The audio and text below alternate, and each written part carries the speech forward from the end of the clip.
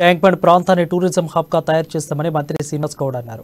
ఉమ్మడి ఆంధ్రప్రదేశ్లో హైదరాబాద్లో ఉన్న ప్రభుత్వ భూములు ఇష్టానుసారంగా అనర్హులకు తారాదత్తం చేశారని మండిపడ్డారు. తెలంగాణ ఏర్పడిన తర్వాత వాటిపై సమీక్షలు చేస్తున్నామని తెలిపారు. 1000 కోట్ల విలువైన భూములను రిటర్న్ తీసుకున్నామని అన్నారు. ఔటర్ రింగ్ రోడ్డు దగ్గర గోల్ఫ్ కోర్ట్ అభివృద్ధి చేస్తామని 120 ఎకరాలు తీసుకున్నారని ఆరోపించారు. Secunderabad golf course private limited అనే సంస్థ పీపీపీ గోల్ఫ్ మీద గోల్ఫ్ అభివృద్ధి చేస్తానని తీసుకొని దాన్ని ఎలాంటి గోల్ఫ్ కోర్టుకు ఉపయోగించకుండా దానిలో ఇతర అవసరాలకు ఉపయోగించే రీతిలో వాళ్ళ ప్లాన్ తో ఇతర కార్యక్రమాలు నిర్వహిస్తూ లీజ్ కట్టకుండా కోర్టుకు వెళ్ళి ప్రొలాంగ్ చేసి వచ్చారు. దాన్ని మా టూరిజం కార్పొరేషన్ అధికారులు ఖచ్చితంగా స్వాధీనం చేసుకోవాలని చెప్పి మేము ఆదేశించడం జరిగింది. దానికి సంబంధించినటువంటివి ఈరోజు 120 ఎకరాల భూమిని స్వాధీనం చేసుకోవడం జరిగింది.